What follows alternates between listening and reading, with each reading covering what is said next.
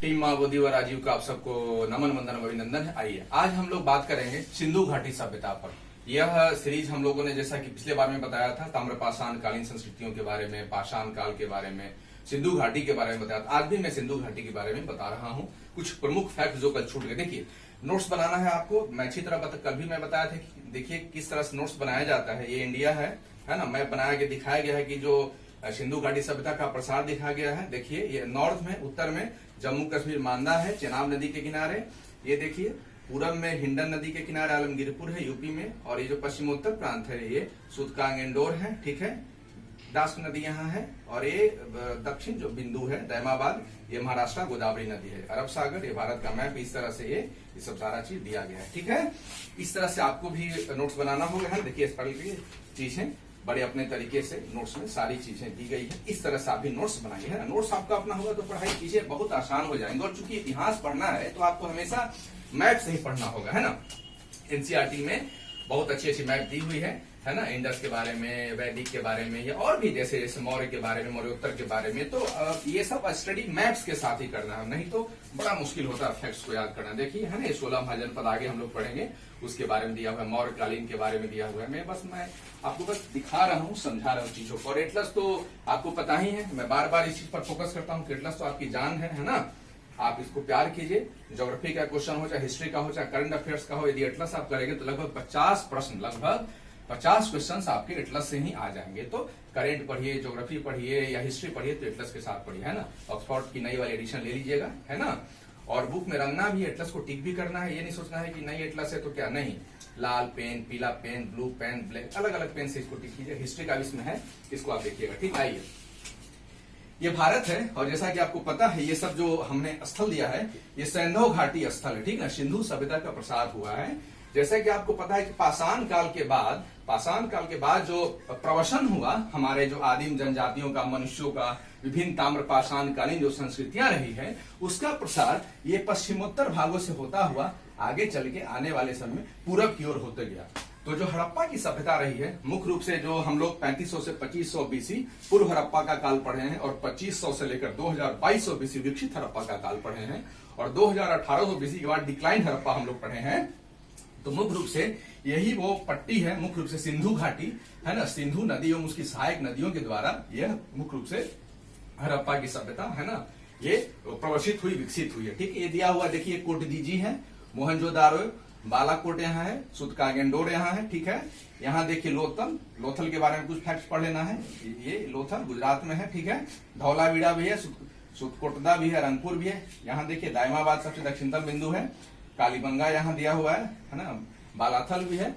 रोपड़ पंजाब में है, यहाँ देखना है रोपड़ को अच्छे से। बनावली, राखीगढ़ी हरियाणा में देखना है, ठीक है। आलमगीरपुर यूपी में है, ये इसका बाउंड्री है, ये ईस्ट बाउंड्री है आलमगीरपुर, संगोली, बड़गांव, ठीक है। ये नेपाल हुआ, इधर भूटान हुआ, इधर चाइना हुआ, इधर म्यांमार हुआ, बांग्लादेश हुआ, इधर बे ऑफ बंगाल, बंगाल की खाड़ी, हिंद महासागर, अरब सागर, ठीक है। ये पाकिस्तान, ये अफगानिस्तान वाला क्षेत्र, ठीक है ना। तो इस तरह से मैप के साथ साइंटिफिक सिस्टमेटिक अप्रोच से पढ़ना है आपको, ठीक। आइए सिंधु सभ्यता हड़प्पा, ये 2500 बीसी से 1750 बीसी है ना, ये काल 2500 बीसी से 2000 बीसी तक विकसित का काल रहा है। और 2000 के बाद यानी 1800 के बाद मुख्य रूप से सभ्यता का पतन होना शुरू हुआ, और संस्कृतियां लेकिन लगातार भारत के विभिन्न क्षेत्रों में संस्कृतियां चलती रहेंगी। विभिन्न क्षेत्रों में है ना, मालवा है, कैथा है, जोड़वे है, महाराष्ट्र की भी एक संस्कृति रहेंगी। तो केवल इस सभ्यता की समाप्ति होगी, लेकिन संस्कृतियां चलती रहेगी, ठीक है। तो अलग अलग भागों में संस्कृतियां चली, और फिर आगे चल फिर हम लोग देखेंगे कि 1500 बीसी में फिर हम लोग देखते हैं ना कि 1500 बीसी से वैदिक काल की शुरुआत होती है, और आर्यंस का आगमन, इंडो ईरानियन आर्यंस, जैसा कि मैंने पिछले क्लास में बताया था, आर्यंस का आगमन होगा इस पट्टी में। और पुनः ऋग वैदिक काल में भी जो सिंधु घाटी सभ्यता का क्षेत्र रहा है, हड़प्पा सभ्यता का क्षेत्र रहा है, उसी स्थल पर हमारे ऋग वैदिक काल के जो आएंगे इंडो ईरानियंस, आर्यंस, वो इसी क्षेत्र में रहेंगे। और धीरे धीरे ऋग वैदिक काल से जब उत्तर वैदिक काल की ओर हम लोग जाएंगे तो उनका प्रवसन धीरे धीरे पश्चिम से पूरब की ओर होगा, ठीक है। गंगा घाटी में होगा, गंगा यमुना दोआब में होगा, वो नदियों के सहारे आगे बढ़ेंगे, जंगलों की सफाई करते आगे बढ़ेंगे। जैसा कि आपको पता है कि 1000 बीसी के आसपास लोहे की खोज होती है, और भारत में 700 बीसी 600 बीसी से लोहे का व्यापक प्रयोग कृषि में होता है। पहले इसका प्रयोग होता था हथियारों में, शास्त्रों में। जैसा कि पता है जब आर्यंस आए थे तो उनके साथ स्कोप व्हील्स थे, पहिए थे, रथ थे, घोड़े उनके साथ थे और तलवार के साथ भी आए थे। ठीक है, तो बाद में चल के 700 से 600 बीसी में रोपण कृषि की शुरुआत होती है और रोपण कृषि के साथ लोहे का जो प्रयोग हुआ और कृषि क्रांति की शुरुआत होती है और तब महाजनपद काल के और 16 बड़े बड़े महाजनपद पूरे भारत में फैलते हैं, उनका विकास विस्तार होता है। और हम लोग पढ़ेंगे मगध साम्राज्य का उत्कर्ष। ठीक, आगे चल के पढ़ेंगे। देखिए हड़प्पा, दयाराम साहनी, बहुत महत्वपूर्ण है, फैक्ट्स है पीढ़ी के लिए। हड़प्पा रावी नदी के किनारे हड़प्पा। अब आपको देखना है यहाँ पर हड़प्पा रावी नदी कहाँ है, इंडिकेट करना है। ठीक है, और दयाराम साहनी याद कीजिएगा 1921। ठीक, अब हड़प्पा की महत्वपूर्ण फैक्ट्स क्या क्या है। 837 कब्र इंपॉर्टेंट, अन्नागार इंपॉर्टेंट, एक श्रृंगी पशु इंपॉर्टेंट है, उसके बाद स्त्री के गर्भ से निकलता पौधा इंपॉर्टेंट है, अभिलेख युक्त मोहरे। ठीक है, हड़प्पा रावी नदी किनारे मैप में देखना है। दयाराम साहनी खोज किए थे। 837 कब्र है, अन्नागार है, एक श्रृंगी पशु है, अभिलेख युक्त मोहरे है, स्त्री के गर्भ से निकलता पौधा हो गया। ठीक, आइए मोहनजोदड़ो सिंधु नदी किनारे यहां देखना है। मोहनजोदड़ो सिंधु नदी किनारे राखौल दास बनर्जी इसकी खोज किए थे, इंपॉर्टेंट है। मृतकों का टीला इंपॉर्टेंट, मृतकों का टीला। विशाल अन्नागार वेरी इंपॉर्टेंट, विशाल अन्नागार इंपॉर्टेंट। विशाल स्नानागार वेरी वेरी इंपॉर्टेंट, विशाल अन्नागार, विशाल स्नानागार। उसके बाद कांसे की नर्तकी। ठीक है, हो गया। बाकी देखिएगा स्तूप की टीला है। ठीक, मृतकों के टीला नाम, मृतकों के टीला के नाम ही इसका नाम मोहनजोदारो पढ़ा पूछा गया है। ठीक, विशाल अन्नागार के बारे में पूछा गया, कहां से प्राप्त हुआ है, तो मोहनजोदड़ो से प्राप्त हुआ है। विशाल स्नानागार, अन्नागार दोनों मोहनजोदड़ो से, कांसे की नर्तकी मोहनजोदड़ो, राखौल दास बनर्जी। ठीक है, वेरी इंपॉर्टेंट। आइए लोथल किस नदी किनारे है, भोगवा नदी के किनारे। लोथल गुजरात में भोगवा नदी किनारे खोज किए थे रंगनाथ राव, इंपॉर्टेंट। क्या मिला, तो बंदरगाह, वेरी इंपॉर्टेंट, बंदरगाह। ठीक है, इसके बाद क्या मिला है, गोदीबाड़ा मिला है, डॉकयार्ड मिला है वही।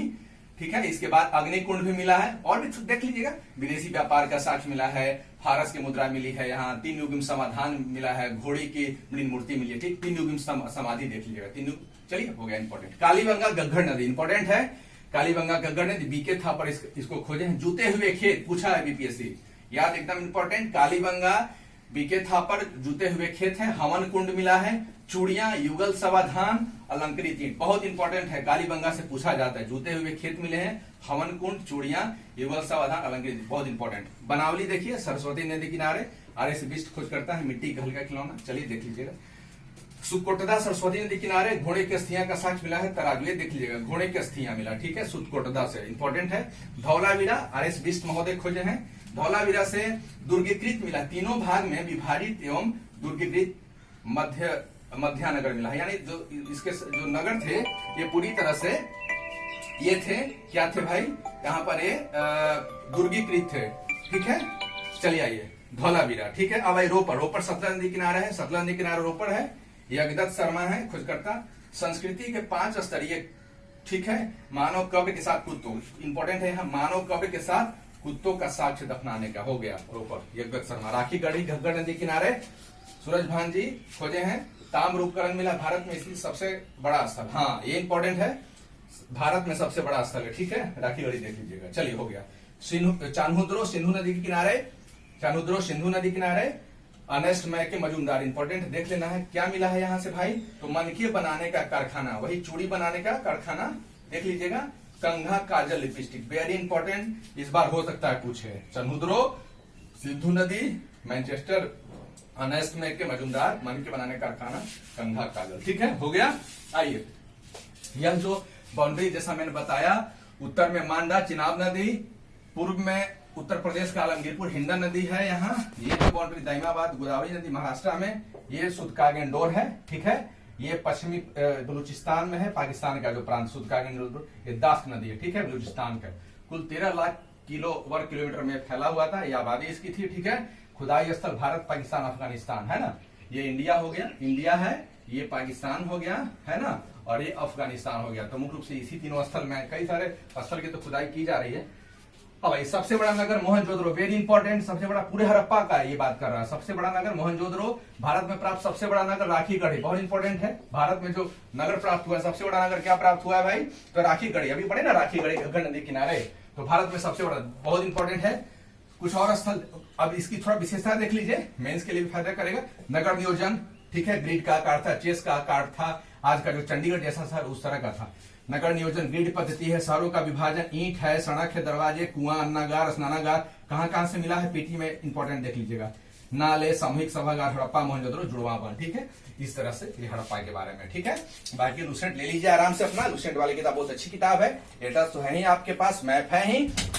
लुसेंट पढ़ने का तरीका आपको पता ही, मैं फिर बताऊंगा भी कैसे पढ़ना है। कुछ जैसे मैं बता देता हूं। ठीक है, रेडियो कार्बन C14। ठीक है, ये क्या है भाई? तो सिंधु घाटी सभ्यता के बारे में जानकारी मिली।